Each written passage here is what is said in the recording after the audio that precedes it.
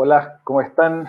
Nos encontramos nuevamente en una sesión de ensayo humano, esta vez con un amigo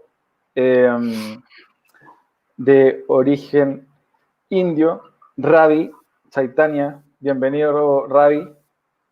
¿Cómo Muchas estás? gracias, Ángel. Muchas gracias. Muy bien, gracias. Gracias por la invitación.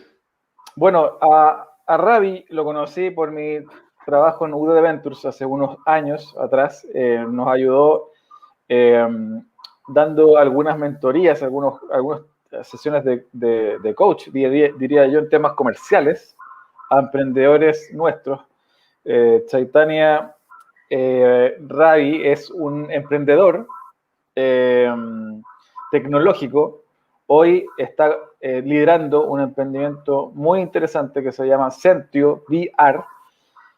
Probablemente alguno de ustedes quienes nos están viendo lo vio en una edición reciente del diario Las Últimas Noticias, donde contó un poco cómo el mundo de la realidad virtual, en el mundo de la construcción, en el mundo de los arquitectos, está tomando relevancia. También lo vi en un artículo, y ahí nos contará él mismo, un artículo que hablaba de las startups en Chile con mayor potencial en el mundo del VR.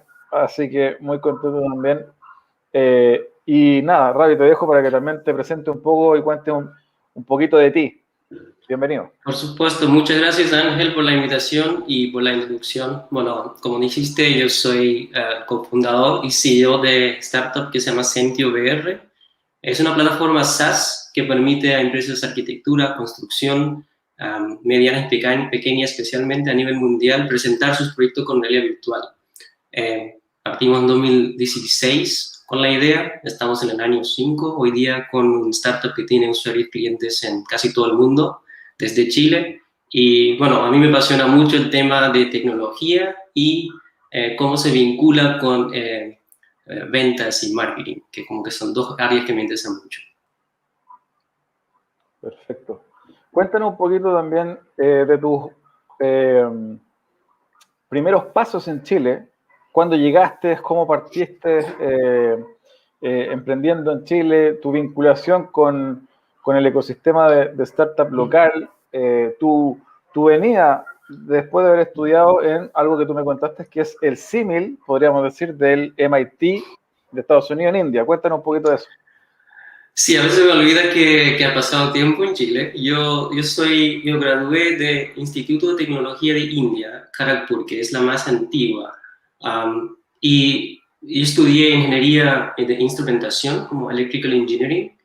Y en el tercer año yo estaba buscando prácticas y mandé prácticamente 2.000 correos a todo el mundo.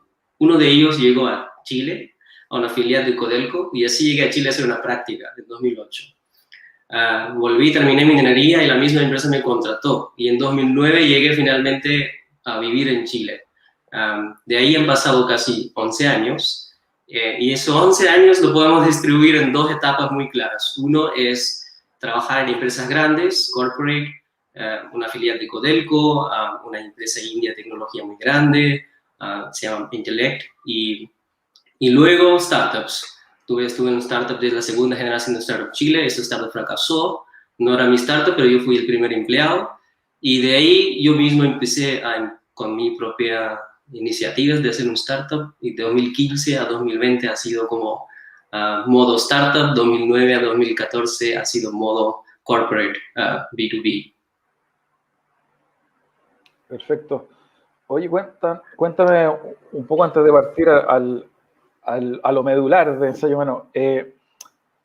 ¿Cómo ha sido tu experiencia viviendo en Chile? Cuéntanos un poquito de eso. Yo cuando decidí venir a Chile, me acuerdo que en ese tiempo no estaba Startup Chile, no había muchos casos de personas empezando su carrera laboral en Chile, por lo menos no desde IIT, donde la mayoría de la gente o se va a Estados Unidos o a Europa o se queda en India mismo.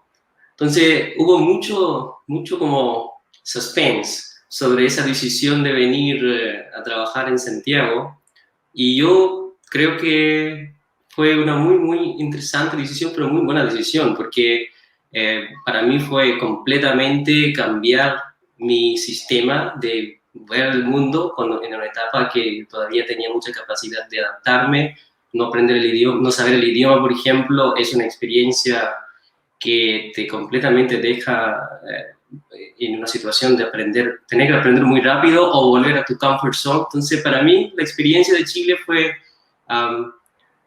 muy desafiante al principio, pero también muchos campos de aprendizaje y cultural y personal que yo lo valoro mucho porque son cosas que te dejan muy preparado por lo que viene en la vida adelante.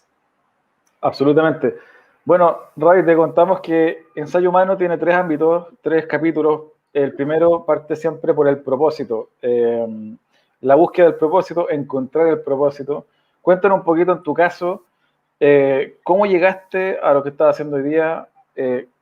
¿Crees hoy que estás en el ámbito que te mueve, te apasiona? ¿Cómo fue esta etapa de explorar el qué hacer en tu vida? Es una pregunta muy profunda, Ángel. Yo creo que tiene muchas capas esa pregunta, que no tiene que ver solamente con lo que tú un día decides hacer un startup o VR. Yo creo que va muy atrás en mi caso. Yo creo que puedo pensar muy claramente mi primer día que vi el internet y fui en bicicleta a una ciudad chica en India y había noticia que había algo que se llama internet y que tú podías buscar cualquier cosa. Me recuerdo de ese día. Yo me recuerdo um, que entonces siempre había una parte de mí que se entusiasmaba mucho por tecnología, yo creo. Eso es el patrón que yo creo que gastaba todo mi pocket money en navegar Internet. Y de ese tiempo ir a Instituto de Tecnología de India, que básicamente podemos decir que 0.1% de las personas que aplican entran, entonces es como una agrupación de personas muy inteligentes y muy apasionadas por la tecnología viviendo juntos. Esa experiencia también te trae un nivel de competitividad muy alta y tratar de estar con una ambición muy alta en el rubro de tecnología. Yo creo que eso fue la base. Ahora, llegando a Chile, yo creo que tuve mucha suerte de haber trabajado en empresas donde tuve éxito comercial, podemos decir, muy temprano en mi vida, para darme cuenta que no es lo que quería. O sea, no tenía mucha felicidad generando grandes sueldos. Entonces, búsqueda de propósito se tiene que ver con las motivaciones, la forma de pensar. Y yo creo que me quedó claro que me motivaban 2 o 3 cosas. Uno, en qué trabajar tenía que tener un porqué es fuerte. En mi caso, vincularme con la tecnología, pero tecnologías nuevas era algo que yo deseaba. Y ahí entra el tema de realidad virtual. Segundo era trabajar con personas con quien uno siente muy cómodo, a la vez que te desafían a ser mejor. Y ahí entra el tema de buscar co-founders que tú dices, no, con esa persona me siento muy cómodo y quiero hacer ese viaje de startup con esa persona o ese equipo. Entonces ahí entra el tema de startup y buscar un propósito en conjunto, no solo para ti. Yo creo que esas eran como las maneras en que llegamos a definir lo que estamos haciendo y en mi punto de vista es un constante pregunta y lo que yo trato de ver es si estoy avanzando o no. Yo trato de medir si el año pasado estaba pensando lo mismo, sabía lo mismo, quizás no estoy desafiándome lo suficiente y tratado de medir avance de esa forma en vez que decir, no, si están haciendo un unicorn o algo así, también tengo que apuntar lo mismo. Para mí eso es como de dónde estoy hoy y qué tengo que hacer para avanzar. Perfecto. En ese sentido, Ravi, un poco me gustaría tocar lo relacionado con la mentalidad y el estado de mente que tiene el pueblo indio. Creo que hay un tema cultural potente. Alguien me comentaba, y tal vez ahí tú me corregirás, que la diferencia de un indio versus una persona de Occidente chileno es que el indio siente o cree que Dios está en él, dentro de él, y por lo tanto cada acción que él haga va a impactar en su estado de ánimo y en la sociedad. Por lo tanto, depende de él cuán feliz es en la vida. versus un occidental, un chileno, donde en general tú ya lo podrás haber comprobado, los que son creyentes, Dios está fuera de él, y más bien todo lo que me pasa a mí es efecto o es producto de un tercero, de un externo, no es responsabilidad mía. Todo lo bueno y lo malo que me pasa a mí, sino es por culpa de alguien o por favor de alguien. Y eso también genera que tú puedas ver en Nueva Delhi o en alguna ciudad de India, la gente que en general tiene un estado de ánimo totalmente distinto, independiente de la carencia económica, y eso a mí me impacta y me parece increíble. Cuéntanos un poquito de eso, del ámbito cultural y de, bueno, lo que te comenté yo, cuán cierto es. Es muy interesante esa pregunta y es muy fácil caerse en generalizar, porque ahí cuando hablamos del indio, estamos, para poner el contexto, India tiene casi 1.300 millones de personas, una cantidad muy enorme de creencias, religiones, formas de pensar, vivir, pero yo creo que dejando ese tema de generalización en lado, sí, hay cosas que yo he notado que son muy diferentes en las dos culturas. He tenido mucha suerte de vivir en dos culturas que piensan diferente y como que verlo desde un punto de vista más neutral.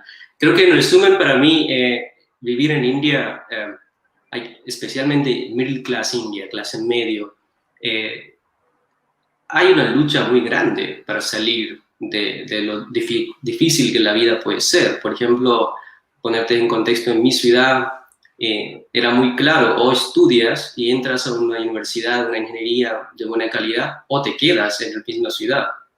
Entonces, no hay un comfort zone muy grande. Tienes que entrar a un sistema muy, muy competitivo y si no, los resultados no son muy buenos. Entonces, por un lado está esa presión que te pone en un sistema ultra competitivo, pero también por otro lado hay mucho apoyo de la forma de pensar que es verdad lo que dices, hay un tema de karma, de compensar que tu acto, o sea, la religión hindú, por ejemplo, una de las filosofías es que no pienses en los resultados, pienses en lo que tú tienes que hacer. Entonces, hay mucho desarrollo cultural de religión que viene de hace miles de años que ayuda a mantener un poco la expectativa con la vida.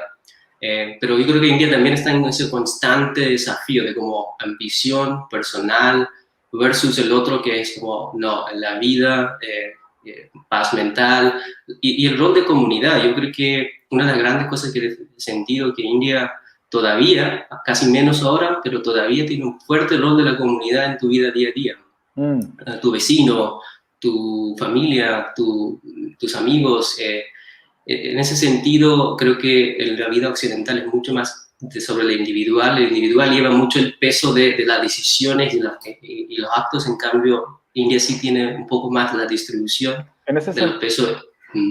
No, te voy a preguntar, en ese sentido, es potente el tema de la que mencionas tú de la lógica comunitaria, por así decirlo, o colectiva, versus chilenos o latinoamericanos o occidentales en general, que vivimos una vida más individualista, al menos países como Chile. No sé si todos los países latinoamericanos, o todos los países occidentales, pero por ejemplo, para el caso local, somos una sociedad más bien individualista,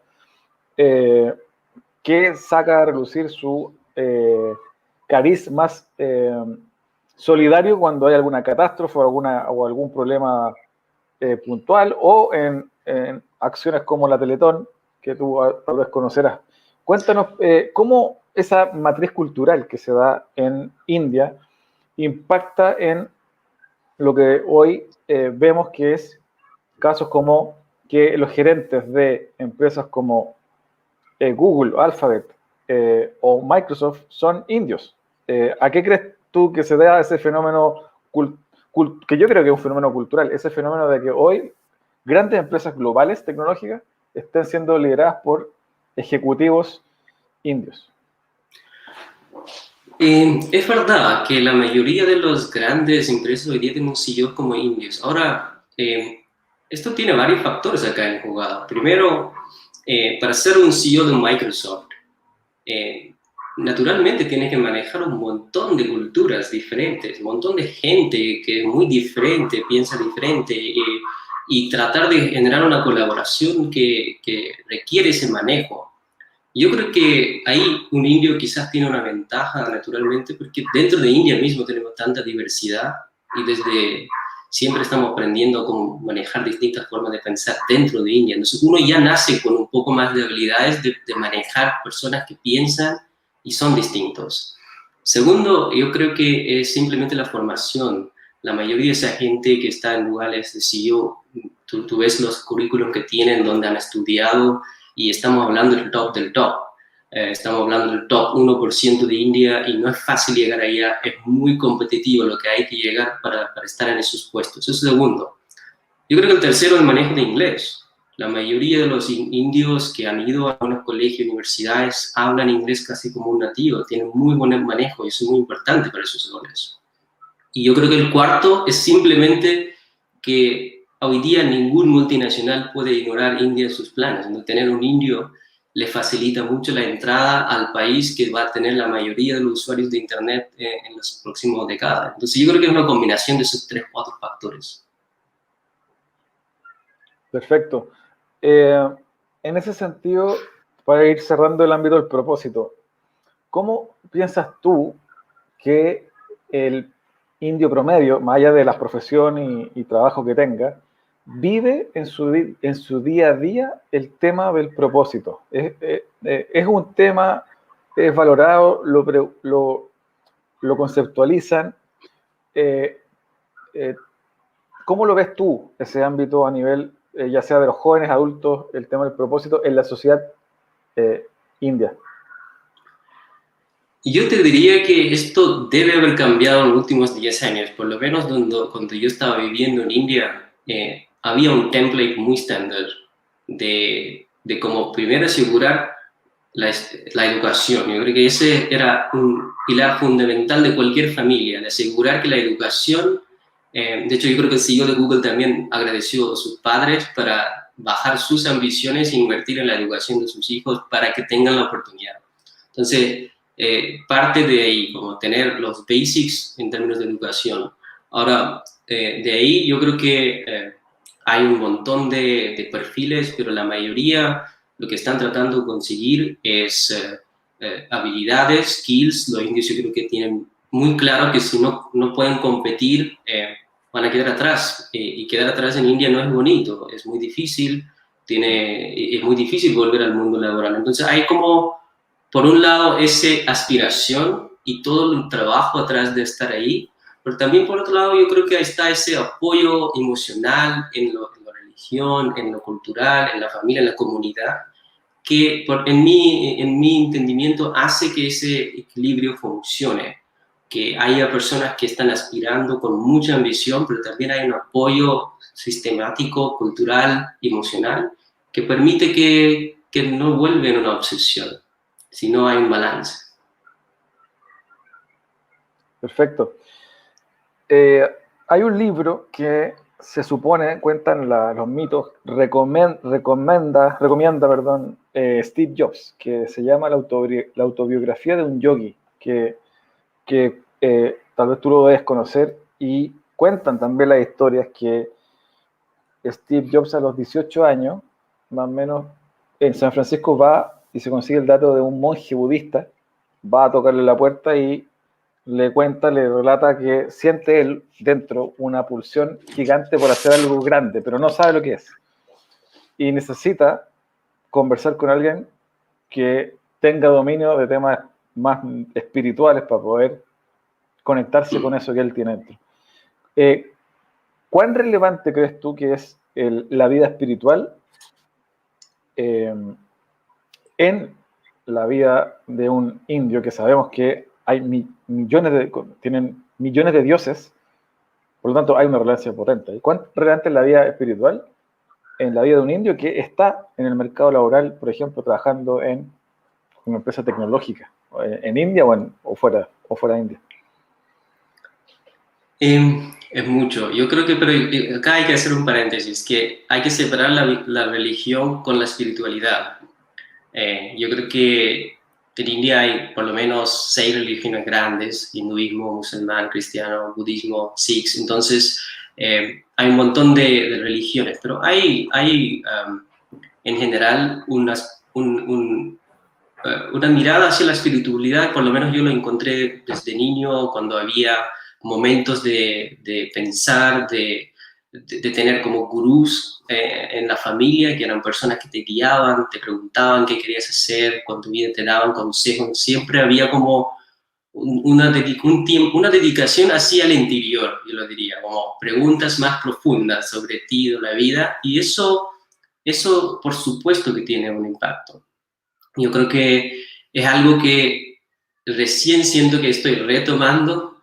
Creo que es muy importante constantemente estar conectado con el interior, y en el mundo occidental tiene sus herramientas, que es, no sé, hablar con un psicólogo o tener un terapista, eh, pero al final son distintas maneras a llegar a las mismas preguntas.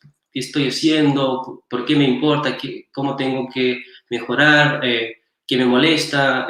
¿Cómo lo puedo enfrentar? Entonces yo creo que al final esto es fundamental, es parte de la forma en que nosotros fuimos educados espiritualmente, pero de alguna forma también se está perdiendo eso. Yo creo que se está estandarizando la herramienta más científica y menos religiosas en la cultura india también, en mi opinión.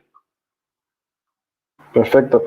Bueno, te queremos llevar al segundo ámbito, segundo espacio de discusión, de conversación, que tiene que ver con las rutinas. Nosotros en Ensayo Humano lo que pensamos es que, bien, una vez que tú encuentras un propósito, o diste con él, o tienes una pasión, hay que ejecutar y ejecutar bien. Y para eso la literatura cuenta en general que una persona que logra una buena ejecución es una persona que ha llegado a un óptimo de rutinas, de hábitos que le permitan alto desempeño. Cuéntanos un poquito en torno a ello. ¿Cómo es tu día a día? ¿Cómo es tu sistema, digamos, de rutinas, de procesos para poder operar un día común y corriente en la semana? Es muy curiosa esa pregunta. Si tú me hubieras preguntado hace un año, yo creo que te diría: me despierto, veo mi correo y mi WhatsApp y me meto en las llamadas que tengo agendadas. Yo creo que he hecho un trabajo muy cuidadoso en cambiarlo, y veo grandes beneficios de eso. Mi rutina, estoy tratando de llegar a casi ser aburrido con la rutina que tengo, en el sentido que repetir el mismo forma de vivir por lo menos los días laborales. Entonces, me despierto a la misma hora, más o menos, que es 7:30. No veo correos, WhatsApps, nada por una hora aprox. Preparo un té chai en la casa, que es como mi primera actividad que me permite como despertar. En una nota escribo las cosas que tengo en mente que necesito hacer, y dentro de eso marco lo que es lo más importante. Y lo hago en las primeras 2 horas del día, solamente esa actividad.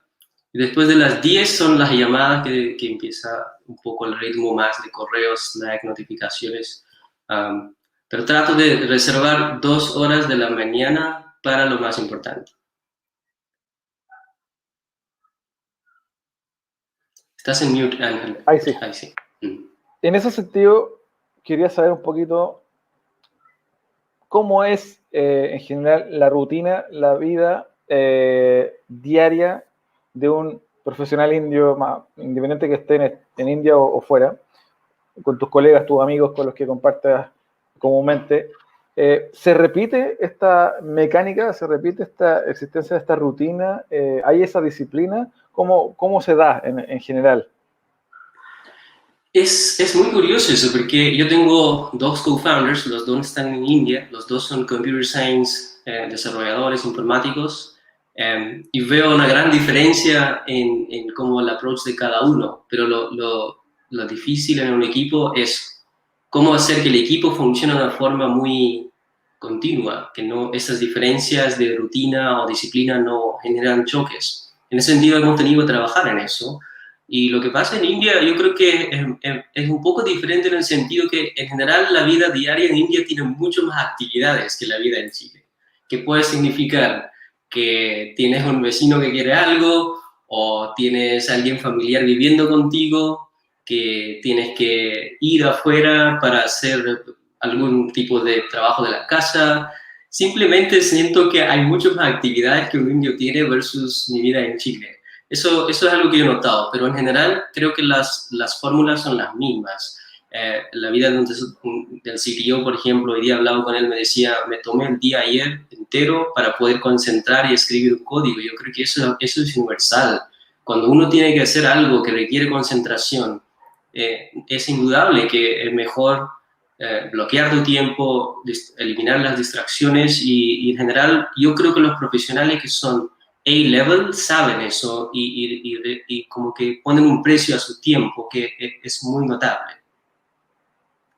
Sí, oye, es súper interesante. En ese sentido, hay un libro, hay un autor más bien, que se llama Tim Ferriss, que a lo mejor tú ubicas, que tiene diversos libros, tiene uno que es Herramientas de Titanes, que donde cuenta un portafolio de herramientas y de trucos.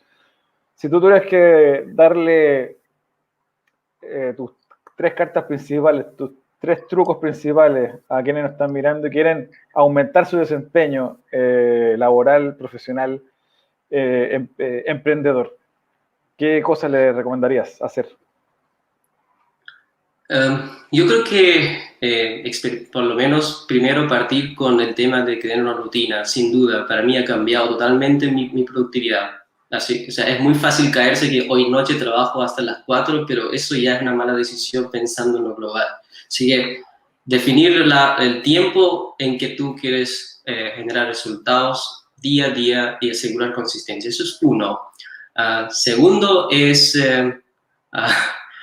reducir el tiempo en el móvil. Yo mido el tiempo que paso en mi celular y trato de que no sea más de 1 hora. Y eso que estoy en 1 hora yo creo que ya es bastante. Entonces, tiempo en el celular, yo creo que hay muy pocas cosas que uno logra viendo el celular y tratar de reducir eso constantemente.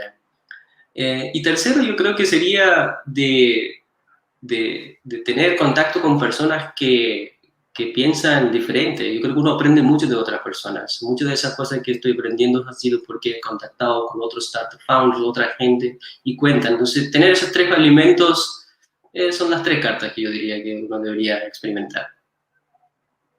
Buenísimo. Para cerrar este capítulo en torno a las herramientas, a las rutinas, en general, se ve con malos ojos este concepto de la procrastinación, ya sea teléfono, redes sociales, pero hay algunos defensores del ocio, en el buen sentido, porque ven ahí un espacio creativo de creación y de invención. ¿Cómo te haces el tiempo? Cuéntanos un poco cómo te haces el tiempo tú en tu día a día para conectarte con esa parte más heurística, más creativa, más de incorporarle elementos que le den un salto, por ejemplo, a Sentio, a tu empresa.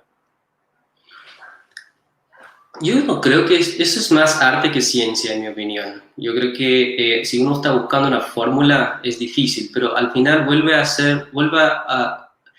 que en la innovación muchas veces sale dependiendo de cómo te informas, de cuánta información tienes para que esos puntos en algún momento se conectan y tienes un momento de, mira, como una nueva idea. Pero las nuevas ideas no llegan así nomás. Yo creo que llegan cuando te estás informando constantemente. Entonces, mi fórmula es ser muy cuidadoso sobre lo que leo. Yo creo que leer es un tremendo, tener lo máximo input. Yo trato de leer varios periódicos sobre Sentio, fuera de Sentio, libros, y toda esa información, siento que cuando tú te das el tiempo, hay momentos cuando no estamos hablando de tareas, to-dos en el equipo, simplemente conversando, nos damos cuenta que personas muy informadas, en un estado de emocional muy normal, no muy agitados, ansiosos, esas 2 cosas generalmente resultan en lo que uno se llama creatividad, como boom, las ideas se conectan, pero yo creo que hay mucha preparación anterior para llegar a ese continuo creatividad, porque no se trata de un solo gran idea, sino constante interacción entre personas que están emocionalmente estables y que tienen información sobre lo que quieren lograr. Perfecto, sí. Interesante aproximación. Te quiero llevar al tercer ámbito, al tercera estación de ensayo humano, que tiene que ver con el impacto. Finalmente, una vez que una persona encuentra su propósito en algún minuto de su vida, a los 20, a los 30, a los 50 años, luego, bueno, ejecuta, tiene una rutina, ejecuta bien y puede impactar o no. Hay algunos que lo buscan de manera más consciente, otros que no, se encuentran con ellos, se dan con el impacto. ¿Cuán importante en tu vida es el impactar con tu negocio o con tu quehacer a otras personas o a otros negocios o a otros emprendedores? Es muy importante, yo creo. Yo creo que esa retroalimentación es quizás la benzina que un emprendedor tiene. Yo creo que cada emprendedor, me imagino que apenas ve un cliente hablando bien de lo que hace, le trae una energía que es muy difícil de reemplazar con otra cosa. Entonces, yo creo que es muy, para mí, es muy importante el impacto que uno genera, pero hay que tener mucho cuidado en cómo lo quieres cuantificar, porque el impacto puede ser subjetivo, el impacto puede ser cuantitativo también. Uno puede decir, no, si no logro vender $1.000.000, no, fracaso. Y lo mismo lo puedes convertir y decir, si logro $1.000.000 que no tenía, que empecé el año pasado, estoy haciendo increíblemente bien. Entonces es subjetivo.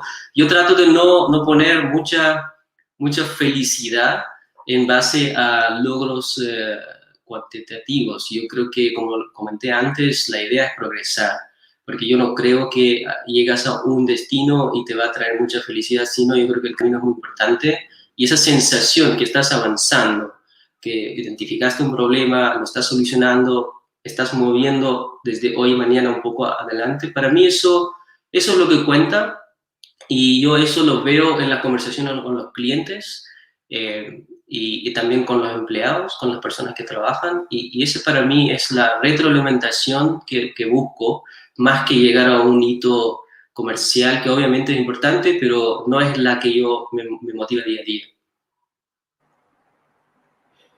Súper. En ese ámbito, y conectándolo nuevamente con el ámbito de la espiritualidad que hablamos al principio, en la sociedad india en general, ¿cómo toman este tema del impacto? Me imagino que tiene que ver mucho con lo colectivo, con esta vida colectiva que me contabas al principio. Yo viendo y conversando con algunos compatriotas tuyos también y viendo un poco de los medios, cómo se vive la vida en India, hay un tema muy de cómo está el otro también, de cuán bien o mal lo está pasando el otro, de empatía. ¿Cuánto se conecta también en general o cuán presente está en la sociedad india esta lógica de impactar o hacerle la vida más grata a los otros? Es fundamental, porque como es una sociedad que todavía es muy comunitaria, o sea, todavía hay muchas relaciones que uno tiene que manejar y luego ves tu vida profesional, y no al revés. En muchos casos todavía es muy, muy importante como tu evaluación como hijo, padre, hermano, esposo, en el caso de hombres, y es constante en la mentalidad de un indio esa evaluación y en paralelo founder, y esos dilemas son nuevos también en la sociedad india, porque recién han llegado a ese nivel de ambición, ese nivel de startups creciendo, y cada uno está buscando su respuesta, pero yo no creo que la forma de vivir en India es tan antigua y ha tomado tantos años llegar a esa forma de pensar, y lo encuentro también muy bueno. Yo creo que uno ve las ventajas de vivir en una comunidad cuando lo vive, y yo, por ejemplo, viviendo en Chile, veo que es un factor que es muy diferente. Sin embargo, yo creo que acá estamos viendo una estandarización de la vida a nivel global, que también pasa en India. O sea, tú ves la vida en Bangalore, por ejemplo, de un profesional, un founder, y yo te diría que es muy similar a la vida en Chile, simplemente que que sí mantiene esas expectativas de la vida, de comunidad, de la familia, de la relación, que un poco más alto que quizá en Chile sería.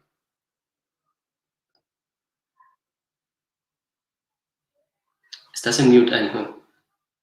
Justamente estamos viviendo unos días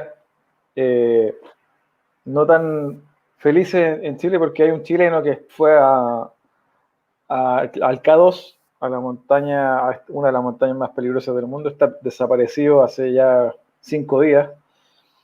Y bueno, hay algunos reportajes en torno a él y le preguntan a algunos montañistas ¿por qué?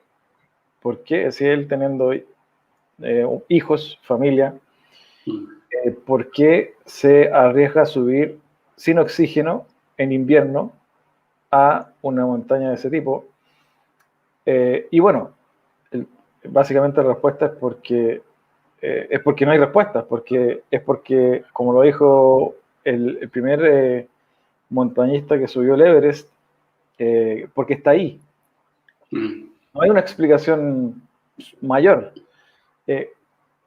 Y lo llevo al mundo también de los negocios, del caso de emprendedores como por ejemplo Elon Musk, que hoy día está tan de moda. ¿Qué crees tú que finalmente a ese tipo de emprendedores como Elon Musk los lleva a ir a ese límite, a arriesgar su capital, su patrimonio, etcétera, etcétera? Hay un tema, hay una ambición de poder, hay una ambición de dinero, hay un idealismo humanitario.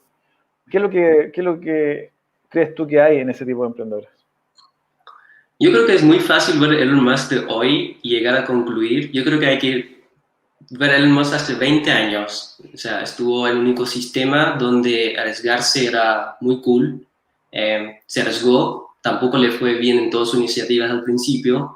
Él tuvo un hit en PayPal, hizo muy grandes personas con mucha influencia en PayPal y de ahí es como que el éxito llama al éxito. Yo creo que el ecosistema tiene un gran rol. Nadie nace, yo creo que hay mucha influencia de las personas alrededor y por eso yo creo que tú ves más ejemplos de gente arriesgándose más en Silicon Valley quizás en los 90, en 2000 y teniendo más capital, pero uno solo ve cuando les fue bien, uno no ve cuando los experimentos no funcionaron y siguieron porque el ecosistema les permite. Yo creo que eso es muy importante. Entonces, en mi opinión, las personas más o menos piensan similar en muchos lados.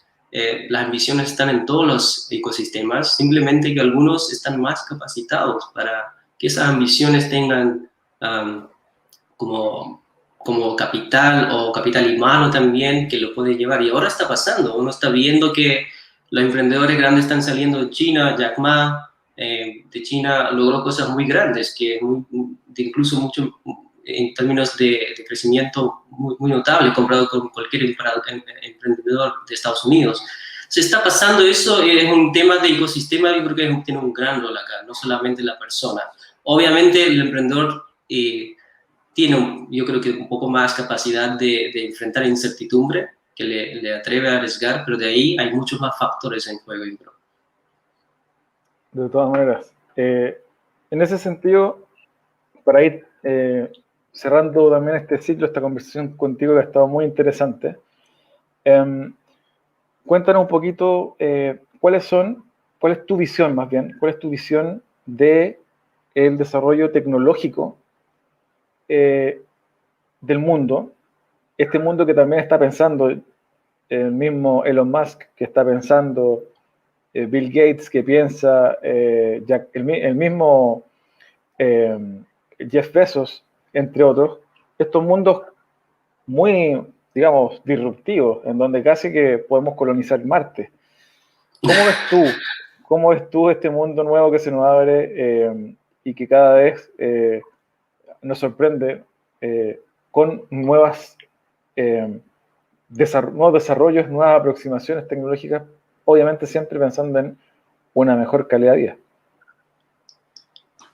Yo creo que yo lo veo muy positivo, la verdad, desde mi punto de vista. Yo imagino en 2009 cuando llegué a Chile para llamar una vez a mi familia tenía que llamarlo desde el teléfono de la oficina unos 10 minutos.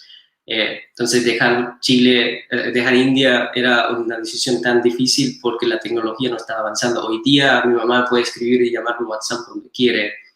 Entonces, eso es solamente un ejemplo de cómo la tecnología tiene el poder de cambiar la vida y las decisiones de las personas. Entonces, desde mi punto de vista, el rol de personas trabajando en la tecnología es usarla para resolver problemas que de verdad hoy día generan dificultades en distintos rubros. Bueno, en nuestro caso, al rubro de construcción, arquitectura, que uno sabe que no leer un plano genera muchos problemas y cuánta gente, de hecho, incluso amigos que he conocido que dicen, no, no, así no lo imaginé.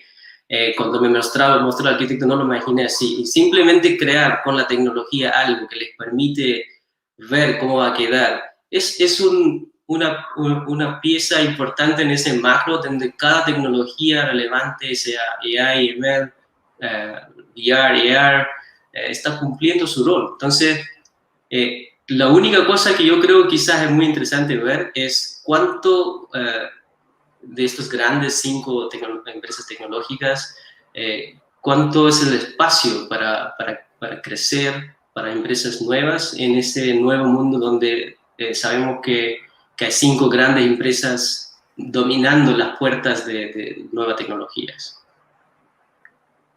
En Ensayo Humano siempre estamos en estas conversaciones tratando de responder algunas preguntas en torno a los límites, a la exploración de los límites, del desempeño, de la capacidad humana, de la manera también de cómo el ser humano se planta en el mundo. Una de esas preguntas tiene que ver con estas personas que logran, como Steve Jobs, por ejemplo, logran ver 5 jugadas hacia adelante. Son visionarios, o el mismo Elon Musk, etc. Esa capacidad de visión, ¿crees tú que es algo que un ser humano trae de manera innata?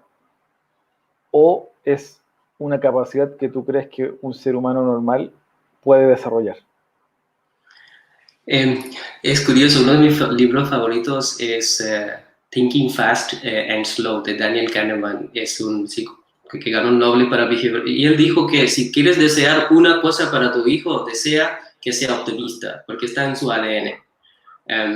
Yo creo que hay un factor de gene claramente en el juego. Si eres alguien que enfrenta incertidumbres, muchas veces eso se decide pero después está también demostrado que hay un factor de tu ambiente, de tus experiencias, y eso sí uno puede elegir con quién, qué libros leer, uno puede elegir con quién salir, uno puede elegir qué tipo de trabajo hacer, y todo eso determina, y de hecho yo creo que mientras más diversas sean las experiencias, es mucho más fácil, y eso lo digo de experiencia propia. Yo estoy seguro que mi forma de ver el mundo hubiera sido muy distinto si hubiera vivido solamente en India. Hoy día casi cuando hablo español siento que soy otra persona, y eso es muy importante, que uno pueda ver cosas y experiencias que complementan a lo que uno ya trae en el mundo. Y yo creo que muchas de esas personas que tú dices, si tú ves las historias, claramente se ve que se atrevieron a tener experiencias que les permitió pensar un poco más macro. Perfecto. Para ir cerrando, Ravi, ¿qué libro nos recomiendas a la gente que te está mirando y que quiere meterse, ya sea en el mundo de explorarse a sí mismo, de entender propósito, de entender rutinas, de tener impacto? ¿Qué libro te parece interesante revisar? Yo creo que si hay un Startup Founder, Hard Things About Hard Things es claramente el libro que yo cada vez que estoy estresado lo leo. Es increíble, pero sí, a nivel general, a mí me interesa mucho el tema psicológico, y yo creo que el libro que mencioné, Thinking Fast and Slow, de Daniel Kahneman, es un libro que explica por qué pensamos como pensamos, cómo tomamos decisiones, y a mí me ha ayudado mucho en entender el comportamiento humano, y es un libro que recomiendo altamente. Perfecto. Para cerrar, Ravi, te invito a que puedas dejar tal vez unas reflexiones finales a quienes nos están mirando y que sienten que todavía están en el proceso de búsqueda, de caminar, de trabajar, de encontrar un modelo adecuado para poder operar mejor, y ven en ti tal vez alguien que le está comenzando a ir bien, a un emprendedor que está fuera de su país y está caminando por un buen camino. ¿Qué recomendaciones, qué frase final le dejarías para que reflexionen? Yo creo que primero es que uno simplemente a veces es bueno reconocer que uno no sabe, porque ese template de si hago esto va a pasar esto en mi vida. Yo he visto, tenía mucha gente que me decía que ir a Chile era una mala decisión, y en 11 años yo estoy muy agradecido de haber tomado esa decisión. Entonces simplemente no ver cada cosa como un riesgo, sino simplemente experimentos en la vida ayuda mucho a tomar decisiones que quizás no son tan fáciles para otros. Entonces eso es uno, y lo otro sería informarse lo máximo posible sobre leer, tener una rutina y poder auto mejorar, porque hoy día cada uno está viviendo desafíos muy grandes, la ansiedad está en muy altos niveles, y la respuesta no está afuera, sino adentro. Ese es un buen concepto. Nosotros lo tomamos harto en Ensayo Humano, que la respuesta, digamos, o la mejor versión de ti mismo está dentro tuyo, no fuera de ti. Y tal vez es un poco cliché, pero esto de que tú eres dueño de tu destino, en parte creemos que tiene que ver con que independiente de tu contexto, te hagas cargo de hoy en adelante de cómo vas a seguir viviendo tu vida. Y ahí es donde pensamos que puede haber una capacidad de hacerse cargo, de tener una mejor calidad de vida, tú mismo.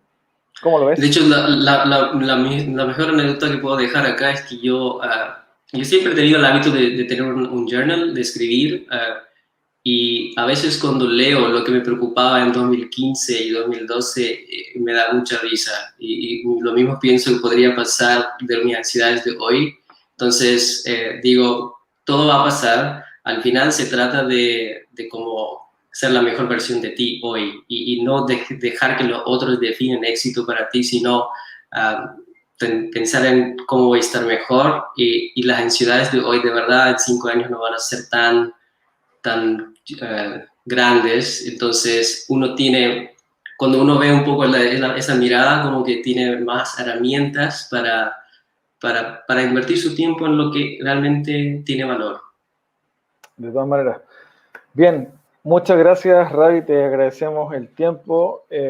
Para nosotros es súper rico tener personas que provienen de otras culturas que alimenten también la discusión en torno a el alto desempeño humano. Te invitamos a que también nos sigas en las siguientes ediciones. Vamos a seguir también trayendo otros emprendedores, científicos, artistas que van a estar complementando esta discusión en Ensayo Humano. Y bueno, también te dejo invitado a que puedas dejar los datos a quien quiera saber más de tu empresa, tal vez los datos de contacto para que la gente se meta en internet y te busque. Por supuesto, muchas gracias, Ángel, por la invitación. Es una iniciativa muy, muy buena. Yo creo que mucha gente lo necesita, así que te agradezco por haber invitado y espero que la conversación haya sido útil para la audiencia. Y voy a dejar mi correo acá para cualquier persona que quiere contactarme en el chat.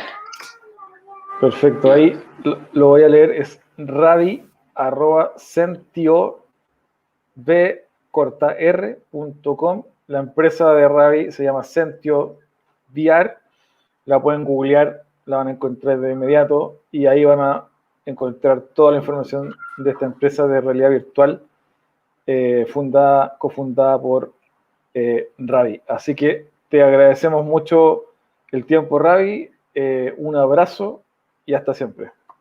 Muchas gracias, Ángel.